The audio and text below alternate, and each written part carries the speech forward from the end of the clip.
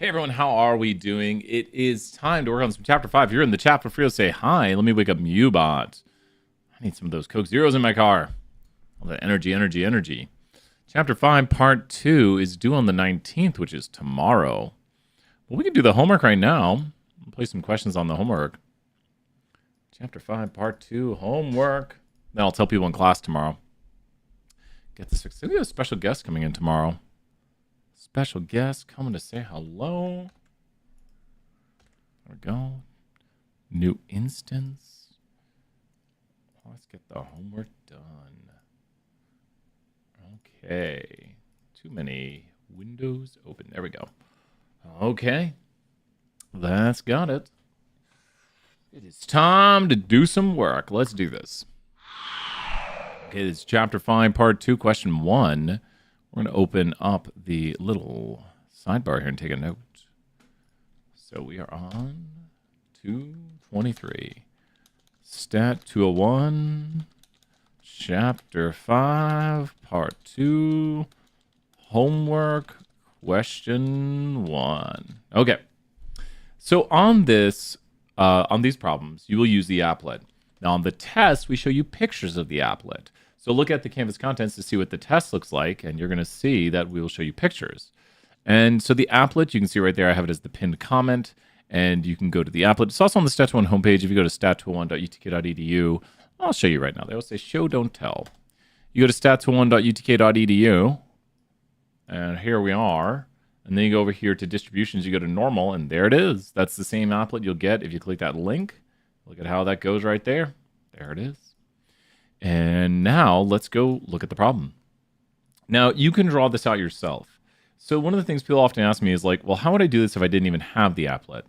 This question doesn't exactly say this, but it says something close to that a yearling cattle has an average weight of around 1100. Not exactly, but we're just giving a number. And has a standard deviation of 80. And then it starts asking you questions, but you'd have to have the normal curve. So you would draw the normal curve and put 1,100 at the center and go up 80 3 times. That's 3 standard deviations. So you'd get 1180, 1260, 1340. And then you go down 3 times, 3 standard deviations below the mean, 120, 1020, and 940, and 860. And then it asks you questions like, what is the probability that a cow has a weight above, let's say, 1200? Now, using the empirical rule, you would know that this has to be less than 16%. And why is it less than 16%? Well, you could go right here and say that 68 is between 1 standard deviation, and then 16% is on either side. So this has to be less than 16%. And then you could do the same thing for the 95, and it has to be more than 2.5. Because 2.5 would be from here down, because 95 is in the center, within plus or minus 2 standard deviations. Plus or minus 1 is 68. So you can figure out these questions or guesstimate. We could say that's probably about 12%. But using the applet, which we'll show using the applet right here, do we have it in the background on the screen? We do. You would say find the percent, that says find the percent using X, 1100, standard deviation of 80, and then we would say above, and we said 1200. So there it is right there. I can't remember if I said about 11%. If I did, I was right on the money. And look at this drawing right here. So you can see the drawing of it actually. There's the actual drawing. And then here's Brian's theoretical drawing. And if we shade it, we can show, let's see how it looks. Here is the Brian's drawing. And here is the actual drawing. So it's a pretty close, right? You compare my drawing to their drawing, it's going to look about the same. And then you can use the ideas of the empirical rule to make an estimate. But the applet's going to let us get the exact number. So on the test, we could show you this picture, and we could say, what percent are below 1200? Well, it's 89%. So there's a lot of ways to do this, or many different questions could be created from this. We would just show you the picture, and then you'd have to use the ideas from the picture to then solve out a problem. So that's how we do it on the test. So this one says the average weight is 1152 with a standard deviation of 84. Now here are the steps for using the applet. Let's talk about the applet steps right here for every time you use the applet. Step 1 on using the applet is enter the mean enter the standard deviation. So notice this is the mean, this is the standard deviation right there. Mean and standard deviation are given respectively above my head. So 1152 and 84. So we go 1152 and 84. The curve has now been redrawn for us. Really? The curve has now been redrawn with the numbers relative to 1152 and 84 with the mean and standard deviation respectively. So now we need to ask the second question. Are we solving for percentages or are we solving for values, as in like the weight of a steer? Notice it says we're solving for percentages. So that's where you go and you click find P, which is going to be percent, using X. And from here, it's not too hard. If you have the Applet set up properly, a lot of the problems are very easy. I'll show you the screen in 1 second, getting it oriented for you here. But take a look at this. You'll notice it says, what percent of steers weigh above 1,200? Well, I already did that. And we can round this. It wants it as a percent, so we're going to round one more decimal, and it's 28.4. It probably would have accepted that. There we go. Next, it says, what percent of steers are under 1175? Well, 1175. And you can find it. Think about how I'm finding this. 60.8. How did I find that? Because this is below. Well, if this is what's above, below would be the other side. Notice how it just flip-flops. And so I'll let you see by my head right there. But this is the amount above. The amount below is 1 minus that. And now it wants the percent between these numbers. That's going to be about between 1075. So that's right about here. Look at that. A little bit less than 34. We can maybe guess it. Because 34 is what's between -1 and 0. And 0 is 1152. That's 1150. And -1 is 1075. So I'm going to say this is about 31.8. Did we get it right? No, we didn't. Let's go 31.5. Did we get it right? We didn't. But you just go here and you click between and you can get the real answer. So the real answer, 1075 between 1150, and it's 31.1. Look at how close we were. And that's the final check, and we got it. So once again, try to think about how you can solve these out, how you can guesstimate them. Remember I said this is basically the area between -1 and 0. So since you're thinking about the area between -1 and 0, that's a little bit less than 34%. 34%, when you do the empirical rule, 34% is half of 68. So what I'm trying to tell you is this area right here on this graphic is exactly 34, basically, because there's decimals we're not carrying. But if you move the lines in a little bit, which I can't do apparently, if you were to move the lines in a little bit, it would be less than 34, that's what this is. This graphic is a little bit less than 34 because it's not quite at the -1, not quite at the 0. So that's why it's 31.1.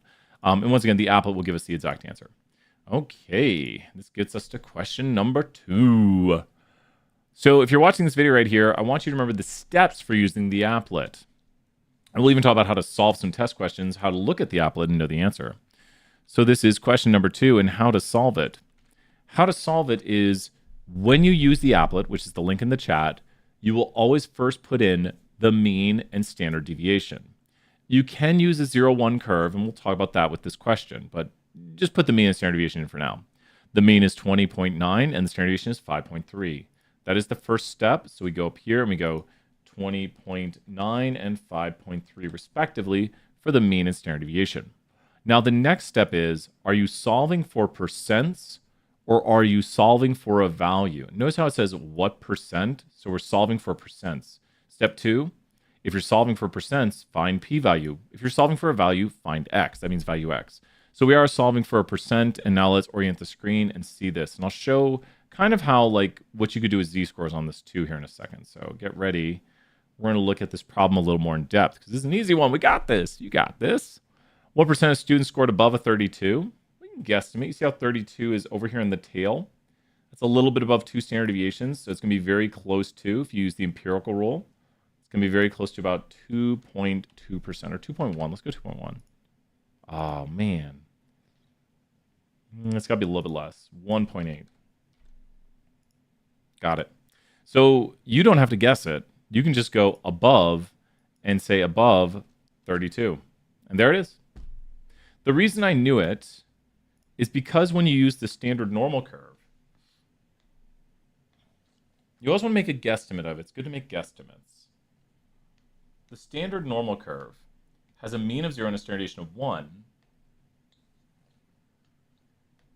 And our line, when you look at where we were at, 32 was about here. And when you do the 68-95 rule, 95 is here, meaning 2.5 is in the tail. So 2.5 is in the tail, so this area here has to be less than 2.5. So the empirical rule can help you get some guesstimates of the right answer, and we'll maybe see that for the next one right here. Let's take a look. The next one says, what percent of students scored under 15? You know where 15's at? 15's a little bit more than one standard deviation, so look at this. We're talking about that. So when we make our guesstimate, you see how it's like this area right here? It's that. So with our guesstimate, we're talking about the area here. Good to see you, Megan. We'll do the next question here. On the exam, I'll phrase it like an exam question. Let me do that. Yeah. I'll pretend this is an exam question at the very end of this, and you'll see exactly how it would look. So Megan, what do you think? And Skylar, good to see you there. And then we're going to show how to do it without the applet right here, Skylar. We'll turn this into a perfect exam question next. What percent of area do you think this is? The exam question could say something like A. We used to do A, B, C, or D on this. Which of these looks right? So A, B, C, or D? Which of these looks right? A, B, C, or D?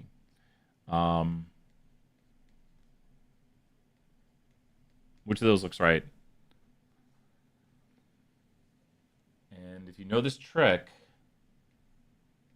68% is here. So if 68% is there, then how much would be below there? What do you think it is? A, B, C, or D? What looks like a right answer? A, B, C, or D. So this could be how an exam could test you. It could be like an A, B, C, or D. We've done questions like this. I don't know if there's any current ones. Take a guess. Don't worry. You get points for being here. Close. Very close, Megan. We'll throw you some points. C is close, but the problem is the area has to be less than 16%. This area right here is 16%, the area below -1. So this area here has to be less than 16, but more than 2.5. 2.5 would be the area below -2. Does that make sense? Tell me if you're following this. That below -2 is 2.5. Below -1 is 16. So this area right here has to be greater than 2.5, but less than 16. So a good guess is around 13%. So we'd probably say, and we could guess 13, see if we get it right. We didn't get it right. It's going to be around there. I'm going to go a little bit lower.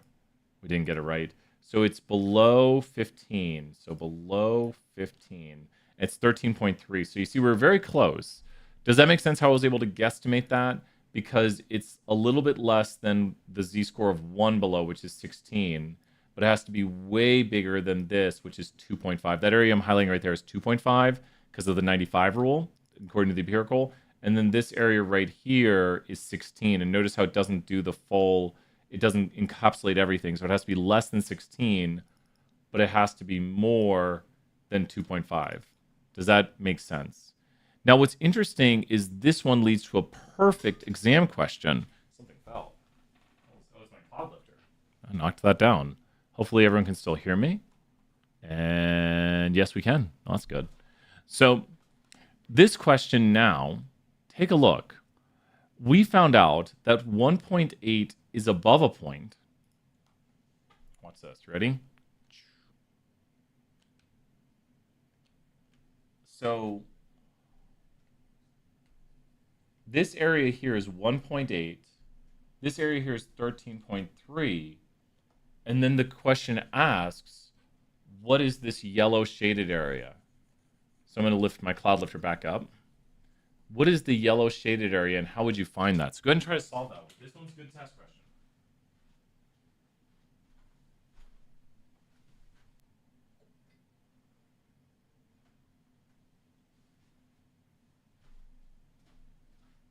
How would you solve that? Well, the total area is 100, right? We can use the applet, but also we can solve this. I think you're right. That sounds about right. And take a look, 84.9. Go here and do 84.9. And we didn't even use the applet, and it says we're right. It's because the between, we already know the other two areas, so we could say between 15 and 32, and there it is right there. Add both and subtract from 100. And that's kind of what the test does, is it gives you enough info. Does that make sense, Skylar and Megan, right there? And thank you for being here. Let's show you some more points. The test gives you enough info so that you could be like, wait a minute, I know this and I know this, so the answer must be this. Basically, you have to use the pictures to then deduce what the answer is. I'll give you a really hard test question right here. Let's put a segment in the video like, what does chapter 5 look like on the test? Stat 201, chapter 5, example test question. Okay, here is a chapter 5 example test question. I'm gonna make it a pretty tough one, so be careful. Here we go. Let's go here. And let's say this. Test scores are normally, I'm gonna make it a pretty tough one. Test scores are normally distributed. I'll write it down. Let me screenshot and write down. Okay.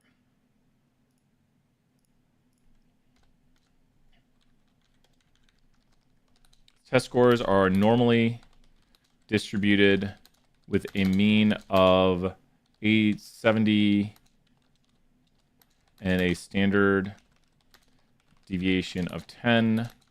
Your friend scores a 55.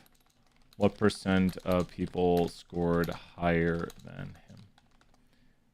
Use the graphic below. Okay, so now let's give 3 big ideas to do well on the test when you get this. You ready? 3 big ideas. What is something you should do immediately if you get information like this? Let's look up at the question first. What is something you should do immediately? Let's come up with a big idea that we should do when you get a question like this. A lot of people get a question like this, and they're like, I don't know what to do.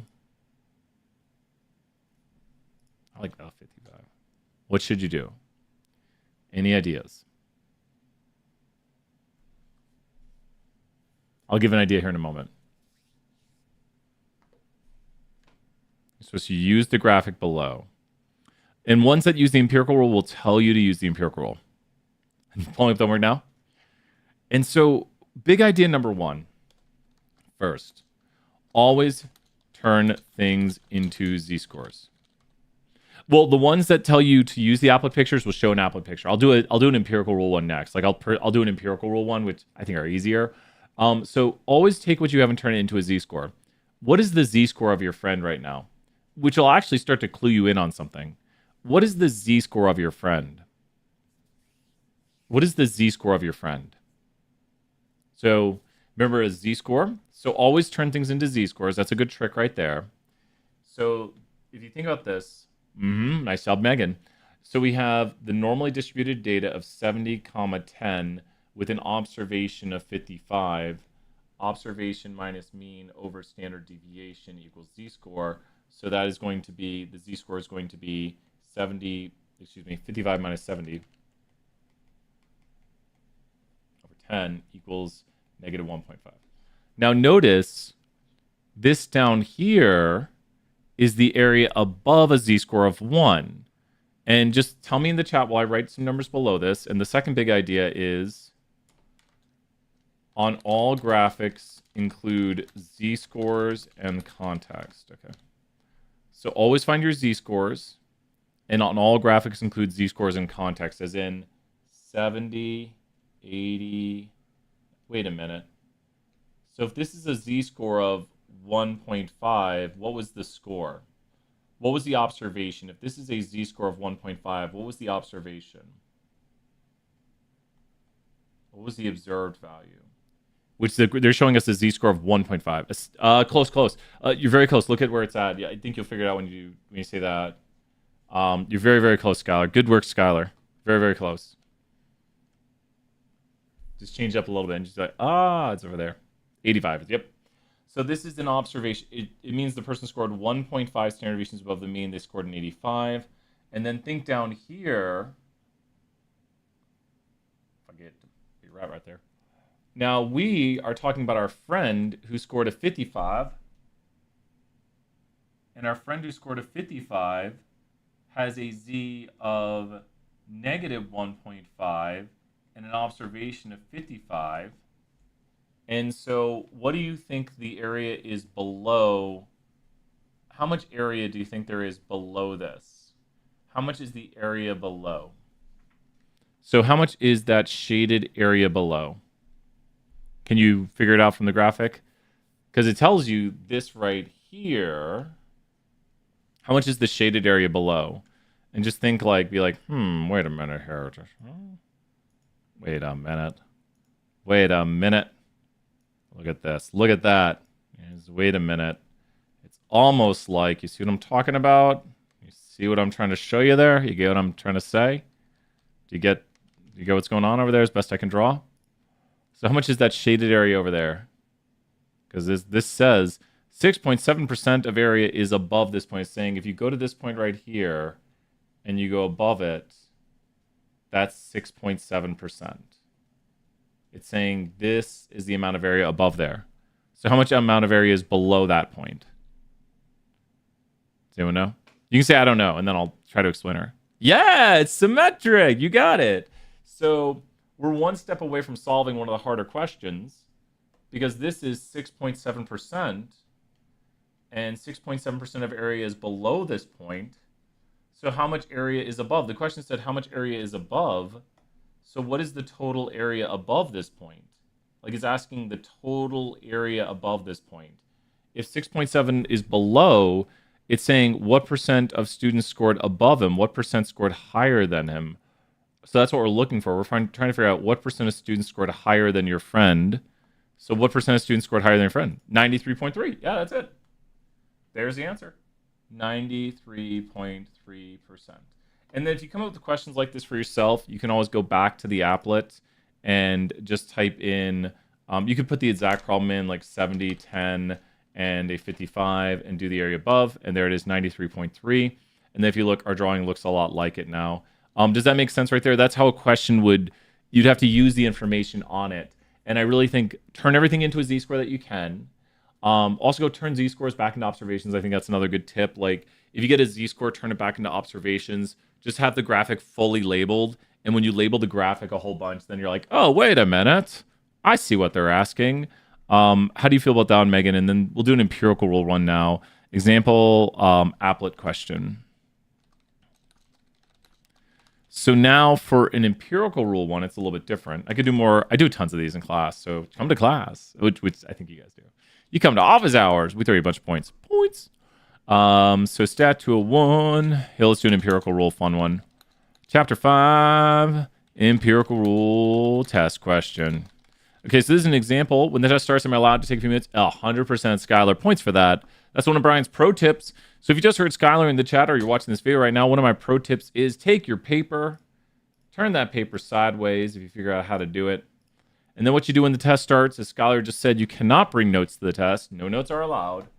But you go here and you do the following. You draw out your curve. Boom. Pretty good curve to get. I give that an A minus. A minus. And then you draw your 3 standard deviations.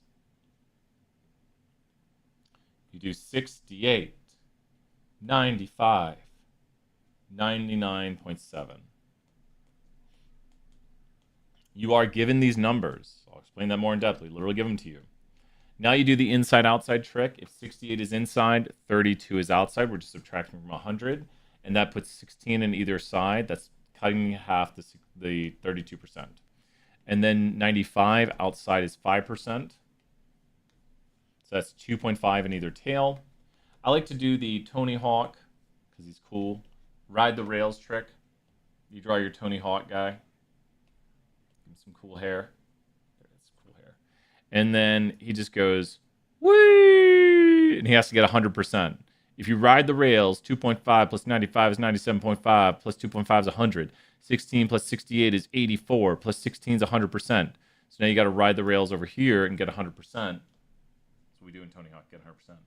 And 0.15%, and 0.15%, because that's half of 0.3%. And then you check by riding the rails to make sure. You say, okay, 0.15 plus 99.7 is 99.85, plus 0.5 is 100%. And then you've properly put these numbers on the curve. The next thing I like to do is the big arrow, little arrow trick. You simply take the little arrow and subtract it from the big one to get the area between. Obviously, below here is, we'll do a different color. 0.15 is below there because it literally says it. That's as best I drew that arrow. The next one, you take the little arrow, subtract from the big one to get the 2.35. And that means 2.35% of area is between here. You do the little arrow, big arrow trick again. Subtract the little arrow from the big arrow to get the area between here, and the area between there is 13.5. The next one, you just cut the 68 in half. Cutting 68 in half leaves 34 and 34 respectively. So now we get 34, 34. And this is really good practice to write these down and know how to do this. I've memorized it, 0.15, 2.50. I get it. I've done it a lot. 13.5. I was like, the numbers are on the screen. You might think I'm reading them, but I promise I'm not. 0.15, 2.35, 13.5, 34, 34, 13.5, 2.35, 0.15. Done a lot. And you can always add them up right here to get the percentages, which means the area below. There's a lot. It's just 16 years of teaching the same topic. So we'll do a little, what color we're going to use? We'll use a little blue right here. So 0.15, add up, and then you get 2.5. It's the area below here. And then you get to 16%, it's the area below there. 50%, because that's the middle of the curve. Add the 34 to get 84%. Then add the 13.5 to get 97.5. And then 99.85. You can also check that there should only be the remaining above, like 2.5% above, 97.5 below. And these are the percentages now. So this would help you out for a lot of the problems. And this is how a problem would look on the test. A problem on the test is going to say, use the 68, 95, 99.7 rule to solve this problem. So we literally, I think we do this for all the questions. We write it like this. So now, use the rule. Here's 3 questions.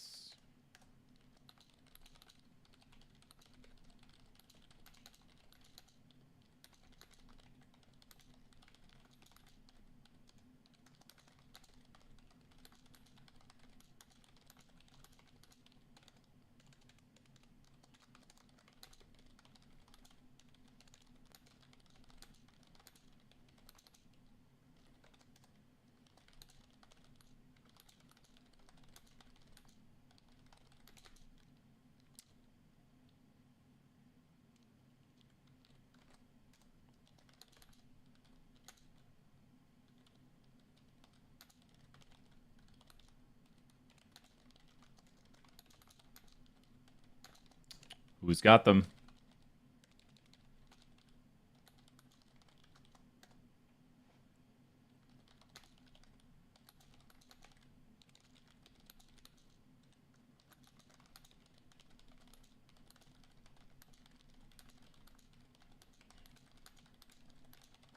Okay. Any answers to these questions in the chat? If you use your picture, it's really easy. With the drawing,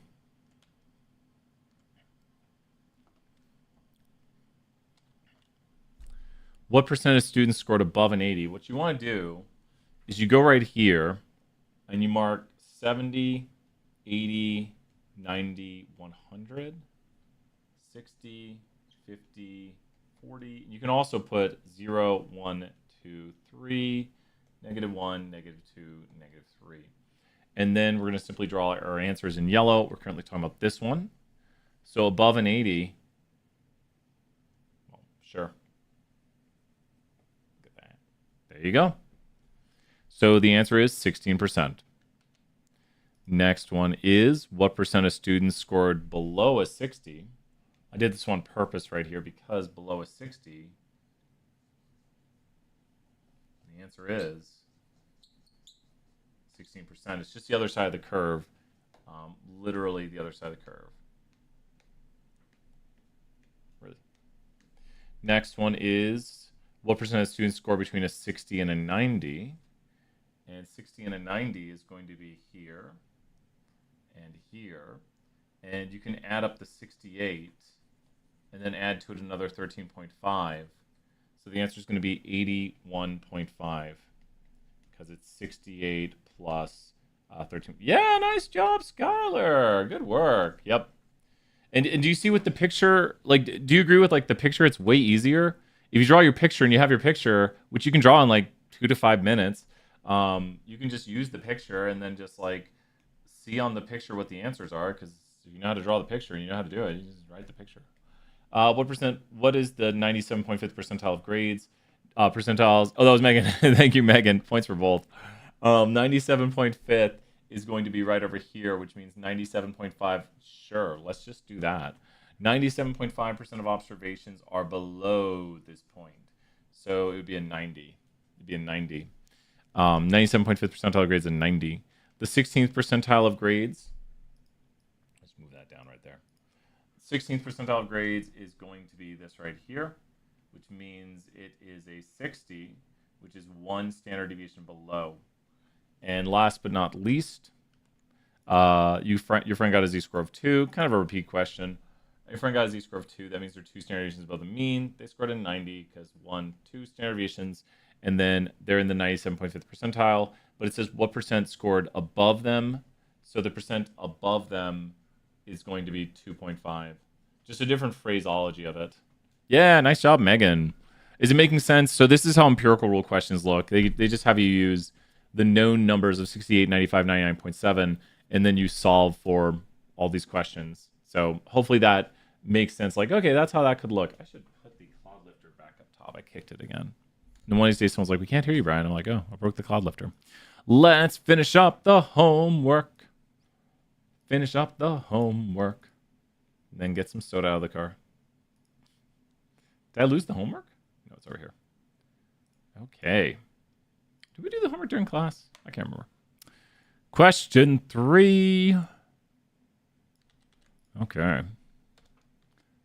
33, 23. Question 3 on the homework. Corey has 4,929 songs in his computer's music library. Corey, what are you doing, man? A lot of songs. With this, the average song has a length of 242.4 seconds, standard deviation of 114.51. Here's the normal distribution. Ooh, it's the norm. This is a normal probability plot. I wish I had opened my cheat sheets on how to do this. But a normal probability plot shows us whether or not something is normal. And what is that something? The data. And this is a very skewed normal probability plot. Now, you can tell it's skewed because the values are... So let me point this out. This line is perfect normal. What they do is they plot a 1-to-1. It might be D. I'll take a look. Good answer. They plot a 1-to-1 of where this should be at, and this should be at, and this should be at, and this should be at. Usually we do z-scores over here. I'm kind of sad they didn't do that. Usually they do z-scores, but if the data follows the normal, it follows the line. So these data values are above the line, meaning they're very high. Data values that are very unusually high indicate a right skew. So these data values are above the line, indicating a right skew, and that's when the normal probability plot usually looks something like this, where the values are above the line, because there's unusually high values. When you have left skew, you'd have your line, and then the data would be below the line, indicating, so this is below, unusual low values. So you'd have a left skew distribution, left skew. So you'd have something that looks like this, where there's left skew. And so the data is definitely not normal. Normal data that looks like this will follow the line. You'll have a QQ normality plot that looks like this, where it follows. So this is good, and these over here are bad, not normal, skewed and skewed. So very skewed. Click here. What does it say? What's the question? Where's the question? Is the distribution normal? No, because the plot is not roughly a diagonal straight line. Yes, that is it.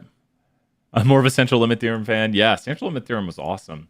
Central limit theorem allows for things to be normal when we do the distribution of the mean. Good to see you, Didi, in the chat. Good to see you. Posted that first pitch throw right there. Got to throw with Kane, WWE legend. Also, I think mayor of Knoxville currently, or Knox County or something. But we threw some first pitches a while ago. So this is right skewed data because the data is unusually high. So the data, I know, thank you so much. Got it. It's actually gotten some likes. Like, it got like 6 likes. I was shocked. So maybe I'll show it during class tomorrow. I'll be like, here's my first pitch. Check it out. And thank you to the Smokies. They invited me out. It was a lot of fun. My wife and I stayed for some of the game, and I had my sister come out, and she brought a friend. But it was a lot of fun. It's just really cool to, like, I don't know. It was neat. You know, you don't get to go out on a field much and throw a baseball. At least I don't. Maybe some people do. A baseball player does, but not me. But I was just happy it went over the plate. Let's go take a look. Question number 4. Because I also threw another first pitch that didn't go over the plate. It went in the dugout. I don't have a good video of that one, fortunately. Okay, here we are with question number 4. So we're looking at the scores of a Wisconsin public school. And here's the histogram. There's a good bit of outliers where? In the middle, on the high side or the low side? Where's the good bit of outliers? In the middle, the high side, or the low side? Where's the outliers? Where do you see something that breaks? On 3, that is? Which thing? Expand, Skylar, on the question. I see, yeah, this is the weirdness down here. It should follow this. And we see this right here, which is like, what's going on? That's weirdness. That doesn't follow the normal. So there's some low outliers, a second modal peak. So the data is not right skewed. It's bimodal. It's kind of got a second lower mode. And it's true that, which of these we right? Is it A or D? If the data is normal, about 68% are within 1 standard deviation. If the data is normal, about 95% is within 1. Is it A or D? According to the empirical rule, it's A. Yep. And if this said 2 standard deviations, it would be right. But, because, darn it, I don't have that picture up, do I? Let me show, I'm going to pull back up the video here. We're going to do Brian Inception real quick. We don't want the chat. So here it is right here. There we go. So with this on the screen, to tell if it's skewed, notice how the values, which are the dots, are higher than expected given normal. So since the values are higher, high values indicate right skew. So this is the normal, the blue line, which I colored it blue for this reason. If the data follows the line, normal. If the data is higher than the line, right skew, because that is above the line. That says above right there. And if the data is below the line mostly, left skew, which is the left skew distribution drawn right here. So, and we don't have a test question that does this, so good. Don't worry too much. We don't have a test question that does that. No test question. In reality, when we assume data is normal, is it always super clear? Is it by... So, and that's the thing. A lot of data by itself usually isn't normal. And it's funny you mentioned the central limit theorem, because the central limit theorem allows for data to be normal. It's the central limit theorem. And I'll show that here after this problem. I've just done this with k-means and sklearn. I should know what sklearn is. K-means is a clustering algorithm where you make different clusters and describe each cluster by the mean of the cluster. And you figure out how many clusters there are. It's these descriptive analytics. I should know sklearn. Maybe send me stuff on that. I should know that. I feel like I should know all stats, but I don't know that one. I know k-means, because k stands for how many. So you're doing how many means right there. That's what k means. I feel like sklearn must be something like that. I don't know what it means. Maybe I've seen it. I just don't remember off the top of my head. The normal probability plot on this, what do these tell you after you remove it? Okay, let's take a look. Okay, so when does a normal probability plot look more normal? Oh, cool. Okay, it's a library in Python. No wonder I didn't know it. I need to do more Python. Which of these looks more normal, the left or the right? So the left or the right? Which of these looks more normal? So this is called a normal probability plot used to analyze normality. Which of these looks more normal? Do you remember that weirdness? It is the right. Remember that weirdness we saw? There's that weirdness. So we want this one right here. This is with the weirdness removed. There's still light outliers towards the end, but mostly follows a straight line, so mostly normal, mostly follows a straight line. Little bit of deviation down there at the bottom, so that's where that problem came in. It'll actually be the right follows more of a normal, and with the outliers removed is more approximately normal. The shaded distribution with the Milwaukee area schools removed is approximately more normal. That should be right. There we go. And then I think there was, I think we answered Didi's question. In reality, when we assume data is normal. And so here is, let me show you this.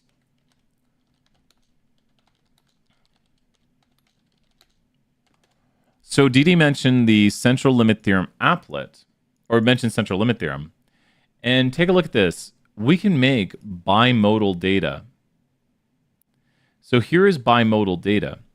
This data is not normal. It would not follow the 68, 95, 99.7 rule. But what if I were to take two observations from it and average those two? Do you notice how that's right there? And I take another two and I average those two. If you keep taking two observations and averaging them, you will build a distribution of the average of two observations, the distribution of means of sample size 2. If you keep doing this, it'll make its own distribution. Interestingly enough, this is trimodal now, because there's a mode for like when you get here, and there's a mode for when you get two low ones and a mode for when you get two high ones. But what if we take the average of 5? So now this distribution down below is going to be the average of 5 observations. So each blue dot, I could slow it down and let you see, you take 5 observations from the parent population, you make one observation of the mean of sample size equal to 5. So you'd keep doing this, and we can speed up the process right here, and what happens, you get a new distribution, and wait a minute, that's the central limit theorem. The central limit theorem says that we can take a large enough sample size such that the distribution of sample means of sample size, whatever we take, the distribution of that sample mean will be normally distributed, hence why we can do things like a t-test. So the t-test is built upon the idea that data becomes normally distributed when we do the distribution of the mean, not the original data. The original data is not going to become normal. The distribution of the mean of sample size 25 in this case is very normal for bimodal data. So we're like, but the data is bimodal. And you'd be like, well, we're doing the distribution of the mean of sample size 25. And the adequate sample size depends on the shape. If the data is normal, a sample size of 2 works because the data is normal. You need larger samples for the more skewed data is. So a sample size of 2 wouldn't fix this. So when data is extremely skewed, like the more skewed data is, the larger the sample needs to be. And we talk about this with the large enough condition. So now you'd need larger and larger samples to where with a large enough sample, it's going to kind of conquer the skew and then become a normal distribution, which you can then do a t-test on or things like that. So even highly skewed distributions. I think it doesn't work on the F because the F is like a theoretical distribution with non-finite variance. So I think that's the one qualifier is central limit theorem works for finite variance distributions. I've did a lot of reading on that one day. Variance must be finite because it's going to reduce the variance.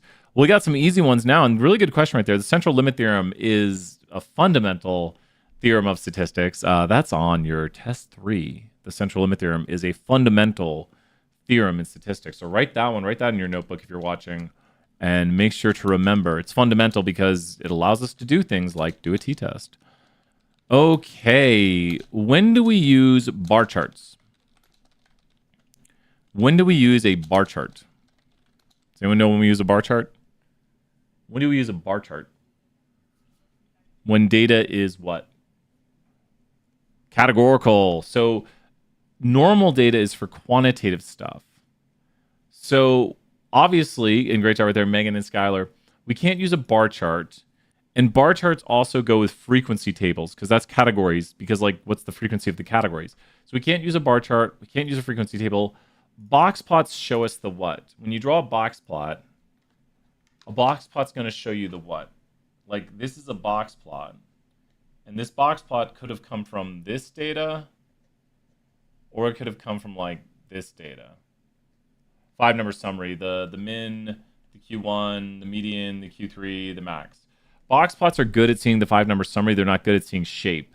You can see outliers that are more than 1.5 IQRs below Q1 or above Q3.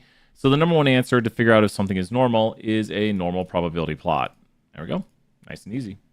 And last but not least, question number 6. Do you have hundreds on the homework? Who's got 100 on the homework? I hope you do. Did that only take a minute to do that question? Oh my gosh. Okay, we're going to use the applet. You ready? I was late for 1 and 2. We got it recorded. And we could do a quiz question or 2 in a moment. So when you use the applet, and feel free to say, I don't know. What is the first thing you do when using the applet? So this is our review of how to use the applet. What's the first thing you do? First thing you do when using the applet.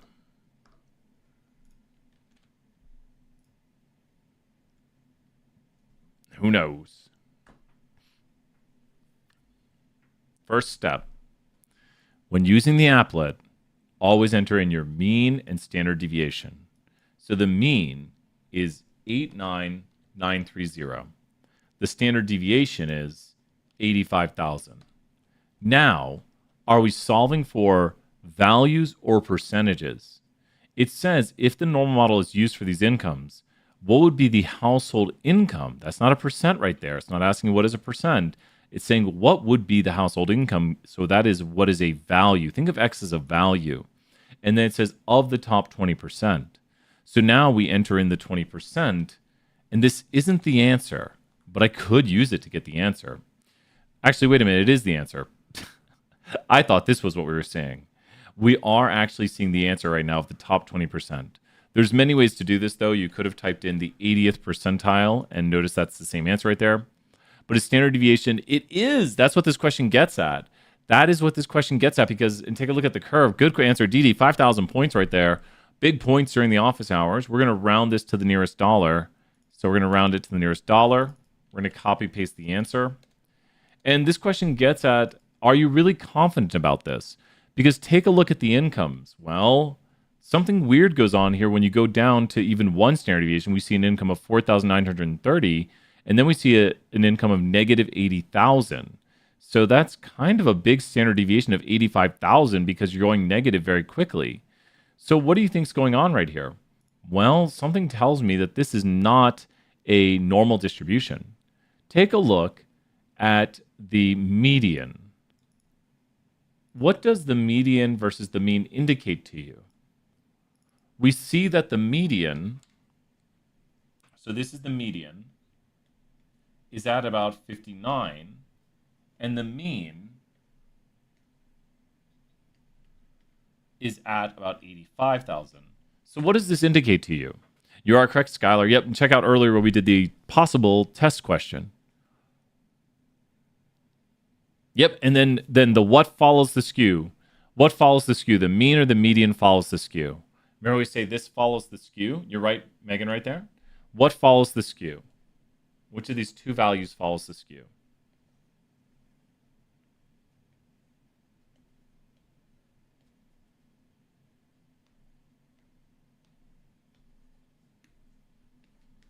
The mean follows the skew. Does that make sense? The mean follows the skew. So the mean goes in the direction of the skew and the outliers. The mean is impacted by skew and outliers. The median is not impacted by skew and outliers. So this is definitely probably a right skew distribution due to the massive differences. Also the large standard deviation, monster tail, right to the high, left to low. DD knows right there, whatever way the monster man's tail goes. So we got a right skewed data set. And so it's possible, it's only possible to be confident in this if the data is unimodal symmetric. So there you go. We would only believe this if it's unimodal symmetric, but this is probably right skew data because the mean is much less than the median is much less than the mean. I'll say the mean is higher. Well, that's got it. Good work. Any other questions right now? That's got the full Chapter 5 homework. Might do Chapter 5 quiz tomorrow or something. Oh, man, I feel... I don't know what it is, but I'm like ready for spring break. You're welcome, Megan. Oh, man. And we did an example question. Let's do one more, because everyone always wonders, what does Chapter 5 test look like? Who wants to do a Chapter 5 applet question with me? I'll do a different type of applet question. You want to stay here for that? One more?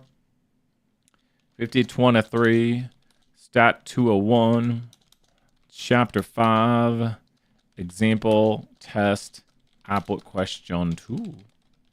Tohu. Let's do this right here. Let's see if people get it. Okay. Let's go here and do this. Oh, I got a good one. You ready? Your friend is super excited because they scored in the 90... No, I don't want to do that. Sure, 99th. Your friend is super excited because they scored in the 99th percentile of the test. When the standard deviation is... Exactly. When it's way higher, that indicates extreme skew. Extreme, usually. It's probably possible. It could be possible not. Usually the difference between mean and median. Is it fair to say the derivatives of the data are unreliable? Oh, yeah. Well, you can't really be using the z-scores and stuff. You can't use the normal techniques. So when there's such a big difference, you wouldn't use the normal techniques and you wouldn't trust the mean. You'd use things that are resistant to outliers. So when there's high skew, use median and IQR. So your friend is super excited because they scored in the top 1% of the test. The test had a mean of 70 and a standard deviation of 10. Okay. What did your friend score? So what's one of Brian's tips for solving this? If you know the answer, say it. But what's one of my tips for solving this?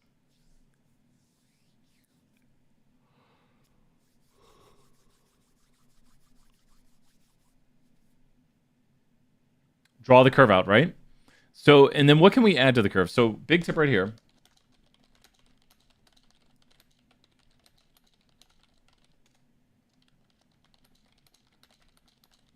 Okay. I would say this, nice. Got the mean standard deviation. So I always put the context numbers below the curve. That's a huge tip. So I'm going to go here and put 70, 80, 90, 100, 60, 50, 40. This right here is a z equal to negative 2.33. What is that as a score? So we could also say convert z-scores and observations. So convert them between each other. So what is negative 2.33 as a score? Oh, Skylar's already got the answer. Skylar, 5,000 points. You already got it. Skylar's right. That's the right answer to the whole question. Skylar already solved it all. So that is a z-score of negative 2.33, which means someone scored 2.33. Great work. You're like, well, it's got to be. If you know the tricks, you're just like, well, maybe it's the other side of the curve here. This means somebody scored 2.33 standard deviations below the mean. So you go here and you say the observation y is equal to the mean plus z times sigma, which is going to be 46.7 is equal to 70 minus 2.33 times 10. So that gets you this answer down here of the observation is equal to 46.67. And you can kind of see it because it makes sense. It'd be at 46.67.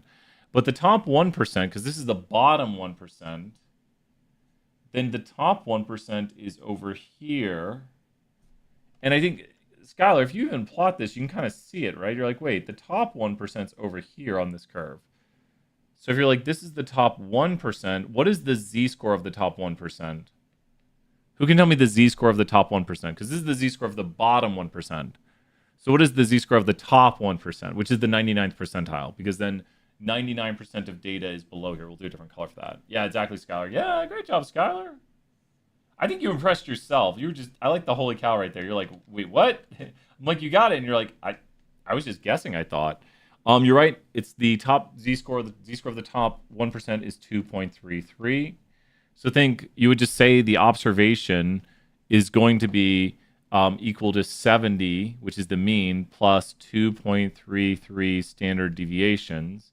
So it's equal to 70 plus 23.3. That's equal to 93.3. So there it is. That's got the answer. And I guess I rounded this one a bit weird. According to the decimals I gave, it's this. And then the answer for this is the observation is equal to 93.3. And then you can check your work by going back to the applet and entering in the mean of 70, the standard deviation of 10, and do the top 1%. Excuse me. There it is to one decimal. It was a Hail Mary. Hail Mary. Well, you got it. I need to go grab a soda, get some caffeine. Oh my gosh. I gotta wake up. But these are the ones to practice, know how to do. So we give you, if you can't tell how it works, on the test we give you a picture, just like this right here. And you would be only given this information right here where it says like, this is the bottom 1%. And then you have to use the information on the screen. Can you do an example in R with a real data set? Probably. Well, so yeah, we can do that. Watch this. So we can simulate data in R. Let me pull up an R. We'll do one more example. You got it. Let's do one more. I got a little bit of time between class. Enough time to grab a soda. I bought some Coke. Maybe I'll drink an actual Coke. Oh, man. Trying to get rid of my Coke Zero that I bought for a class. Buy soda for a class. Oh, no, you're fine. We're just chilling out right now. Let's do another example. Example in R.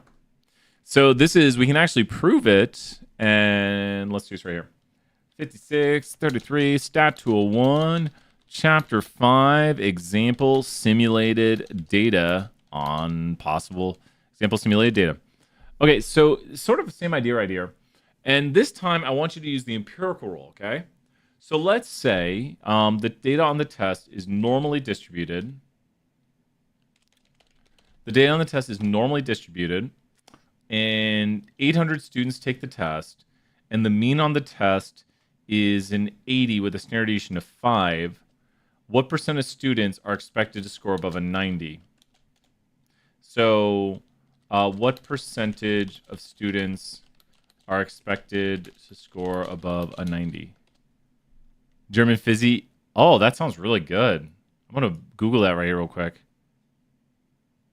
We actually bought a wine yesterday that was really excellent. It was a blackberry wine. Ooh. Check this out, everyone. I wonder if I can get that here in America. Now I want this. Looks really good. Fresh apple juice is amazing. Okay. Who knows? What percent of students would we expect to score above a 90? Fizzy apple juice. Sounds really good. Well, the mean is 80. The standard deviation is 5. And it's normally distributed. So we have the data. We can view it. Data looks like a normal histogram. If we take a look at the QQ plot for normality, which is a normal probability plot, it follows the normal. If we do a test for normality, the p-value should be high, and it is. It's very high. It's like the most normal data that's ever been normal. And it is 2 standard deviations above the mean, so since it's 2 standard deviations above the mean, then the amount of area above here, does anyone know? And good answers. What percent of students are going to be above a 90? We'll say at or above a 90. We'll say at or above. It's going to be this amount right here. And so what's that area going to be? Well, so this will be a very small percentage. And when you go within 2 standard deviations, it's 95%. And that leaves 2.5%. It might not be exactly. It's probably going to be about 2.3. That's 2.5. I can't write. So it's going to be the percent of students above a 90 is going to be about 2.5%, maybe 2.3. So let's say, let's go to the mean of data greater than equal to 90. And 2.3. I should have went with 2.4. And I could resimulate this. If I resimulate, it's gonna be around 2.3, 2.5. You know what we could do? We can go in here and go for loop. And now we say through variable I, 1 through 1,000. Go right here and do this. And store right here and do value in position I of it right there. And then initiate value, empty vector, run it. And then over a simulation. That's taking a long time to do a simulation. Bad core. Yeah, sure, give it in the chat. I shouldn't have put the plots in there. It's probably why it's taking more than a moment. Shouldn't take... Oh, because it's loading reg class every time. Don't do that. Don't load reg class. Don't make plots. We're not doing plots. Don't look at this. Simulate the data. Run it. There we go. And now it's going to be a lot more stable now. We're giving for loop the for loop. But I was right with my estimate of about 2.3. And now you can see what would happen in simulations of the data. That would be inaccurate to take from a given piece of data. Can you give me an example of a bad correlation in data? Bad correlation, as in, what do you mean by bad, though? Like, there's a lot... So correlation... like, let me show you one of my favorites here. Data survey 10 and association between height, weight, data, survey 10. Okay. So this is highly correlated. We can also just get the correlation of it by doing core. Is it core test or core one? Okay. Yeah. Probably that's getting mad. Really? correlation of this data, which actually the previous output gave too. What? Oh, it's a comma. There we go. The correlation is 60.1 or 0.601. What am I saying 60? I was thinking of it as r squared. But this correlation is deceptive because the relationship has a lot of outliers and it's nonlinear. So correlation is only meant to apply to linear relationships. Linear relationship. Well, the point is you will use the applet for the homeworks, and then you need to know how to look at applet pictures for the test. You're not meant to solve the homework without the applet, though. Like, I can do a lot of solving without the applet, but you're not meant to solve without the applet. So correlation only applies to linear relationships, and then you don't want there to be outliers because outliers can do anything to correlation and totally change the story. We have something here called core demo. I need to go to view and actual size, and let me do core demo. So you can make a box, and a box should have a correlation close to 0. The better you make the box, there it is, correlation of 0. And then you put one dot out here, and the correlation is now 96. Pirate, good to see you there. Good luck on your physics. Everyone give Pirate some W's in the chat. Don't worry. Oh, wait. Mewtwo deleted that? It's all... Pirate, you are welcome here. Mewbot deleted that. We have a bot in the chat who deletes things. Mewbot, apologize. I'm sorry, Pirate. Sometimes I see emojis and I think they shouldn't be here, but my apologies. You are getting points and a Skeletor. Sorry about that, Pirate. Mewbot, chill out, man. Don't do that. We like Pirate. Good luck. Everyone throw Pirate some good luck in the chat. Throw some hearts. I'm going to hit the heart button.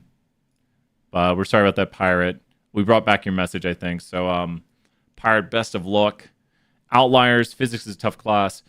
Outliers can do anything to it. Yeah, you got this, Pirate. Good luck. Good luck on your studying. And the link to the applet right here is apps. Yep. You're always welcome to swing by, Pirate, and we'll throw you that positivity. If you want your daily dose of positivity, swing by, and we'll wish you good luck. We'll give you shout-outs here on the channel. We appreciate people swinging by. Anyone from all around the world, we're here to wish you good luck. And I mean that. I really do mean that. It brings me joy that people can just be like, hey, this dude's streaming online. Let me just... Like, I like that. I like seeing DD here. I like seeing Pirate. Pirate's our new friend. I've known DD quite a while. And then I've got all my students and everyone. So really thankful that I just get to do this. But outliers can do anything to correlation. You could have a correlation that is extremely strong. Like, you could have a correlation like this. Well, sure, why not? A correlation of 1, and they could have an outlier turn it to basically 0. So take a look. This one outlier is now making the correlation almost exactly 0 because it's a correlation of 1, and then you throw in that point right there, and it becomes almost exactly. I'm trying to get 0. Yep, not going to do it.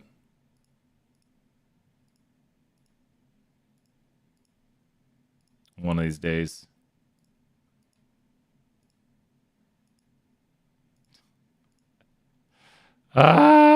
Really? I'm gonna have to quit. I did it. So a bad correlation would be one that's not telling the real story of the data. As in, you have outliers making a strong correlation weak, outliers making a weak correlation look strong. Or you could have, got it. You could have a thing like this, and a parabola has a correlation of basically 0. But the thing is this has a strong relationship. So there's a strong relationship here, but there's no correlation because correlation only measures what strength. And we go over this a lot in our class. Correlation only measures the what strength between two quantitative variables. It only measures the what strength. Correlation won't measure a parabola's strength. Correlation is only intended for measuring what strength. There can be other strengths. This is a very strong parabolic relationship. You could add more points. This is a very, very strong parabolic relationship. You'd be like, wow, my data has a parabolic relationship that's extremely strong, but the correlation's almost 0. So what? Now the correlation is 0. Wait, no. It's going up. There we go. Only measures the linear strength. This is non-linear. Well, with that, I'll be teaching here in a little bit. We're going to head off. Bye for now, everyone. Have a great weekend if I don't see you, but I will be streaming tomorrow. Bye.